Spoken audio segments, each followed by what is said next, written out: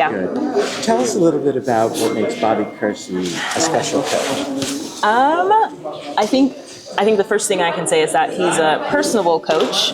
He doesn't just train his athletes, he walks through life with them, and I think the past couple of years, that's exactly what he's been doing with me, watching me grow up, allowing me to grow up and experience all the different things that I get to experience, and just helping us along the way. But of course, on the track side of things, I think people have learned to understand that he knows what he's doing, and though he may take different approaches that other coaches may not take, whether it's more risky or if it's just not of the norm, in the end, his plan works out for the best of his athletes, and he does not steer us the wrong way. But I think just growing in trust together has been a big thing, especially over the past couple of years. And I think it's something that you always do as an athlete is, you have to trust your coach, and if you want to improve and get better with them. And so that's just a super important thing that I hold with Bobby, and Bobby holds with me. And so I trust that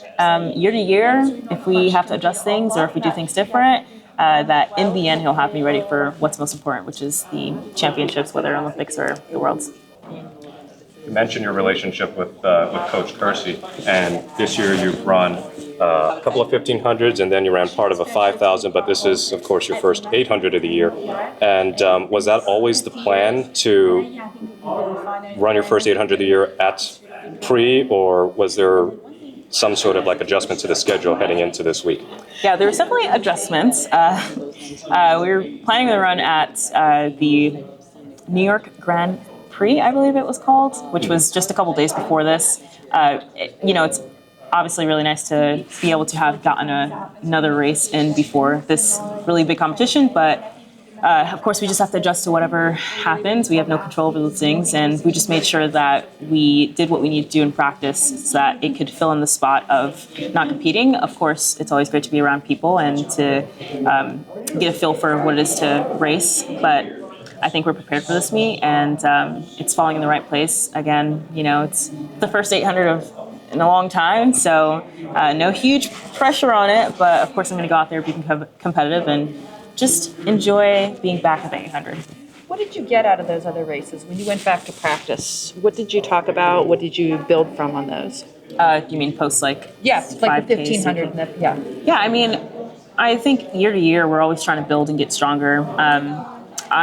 Even as a high school athlete, I have done so many miles. I have always been around 1500s, and I probably have done them way more than I'm even doing them now. I guess when you get to the professional side of things, people expect you to just do your event, which is understandable, but at the same time, I'm a very diverse athlete, and so I can run 400s, I can run 800s, I can run 1500s, and I think Bobby's just doing all that he can do to make sure that I'm ready to compete when I need to compete and get me ready for what is happening in my event. And so we just thought that it's the best approach to get stronger. And though I was doing 3Ks part of a 5K, it's mostly all for just training.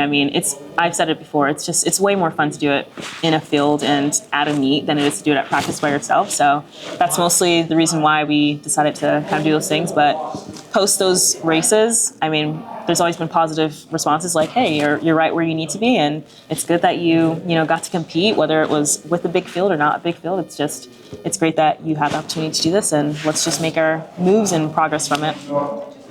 First of all, congratulations on your marriage. Yeah. The ring is beautiful. So we've seen you succeed at Hayward Field, multiple NCAAs, Worlds, U.S. National, and at the Pre-Classic. So how does it feel for you to come back 800 opener this year, especially here at Hayward Field? Yeah, it's fun.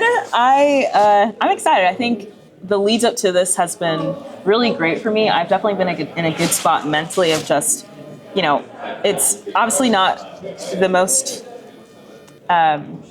the most convenient for it to be my first 800 in this really fast race, but I think I've kind of gotten over that point and just recognized that, hey, we are 1,000% really great where we're at with training, and there's a great field. As they said earlier, is that this is an opportunity for me, and I think all we're going to do is just take what we get, take the result of what we get from for Saturday, and use it for the rest of the progress of the season. It's still, is it July or June? It's July. We still have 3 months until Worlds, so it's we're just, taking it one step at a time, one day at a time. And, I'm excited for it, and hopefully we get a fast race out of it. But I think we're ready to go. Cool, thanks. The World Championships being in Tokyo, that's where you won your Olympic golds, plural, because of course you won the 800 Yeah. and also in the 4x4 relay. So how much would it mean to you personally to be able to return to Tokyo, qualify for the World Championships, not just get back to a major championships, but also return to the site where you won your gold? Yeah.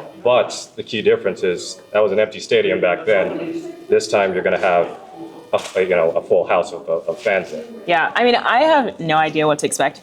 I mean, I think when I left Tokyo with those awards, I'm pretty sure one of the Japanese citizens were just like, or maybe they were volunteers, like, yeah, well, this is your home now, because that was like my first major championships where I've won something. And so, I've been really excited about just having this full circle moment. I think not even just on the track side of things, but just of where my life has progressed over the past 3 years have been so drastic and different. So I'm just excited that we can get back and kind of just have a full circle moment of being back and running in the major championships, but it being in Tokyo and, like you said, having a full stadium would be really fun. But I think it'd just be a little nostalgic, and I'm excited. I've been thinking about it for a while now, but as you know, first steps first is make the team, and then we'll move on to planning for what to expect. What kind of dynamic is there with you and Sid in the group with Bobby? How could you put that into words?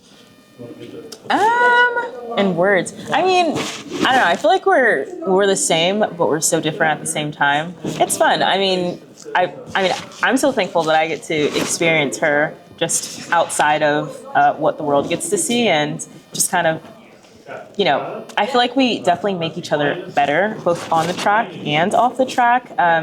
Having similar experiences of just progression in our professional side of things has been super helpful to kind of lean into one another and just talk, but also at the same time to kind of be able to just take a break from whatever and just be with one another and kind of take a deep breath and be away from what we're kind of always consumed by. But she's great. I mean, I love seeing her at practice. I think we both make each other smile, and we have a great dynamic. So I'm going to be rooting for her this weekend. I'm super excited she's here with me. Or we're here together. We need to let her go. Thank you. Thank you very much. Appreciate your time. Yep.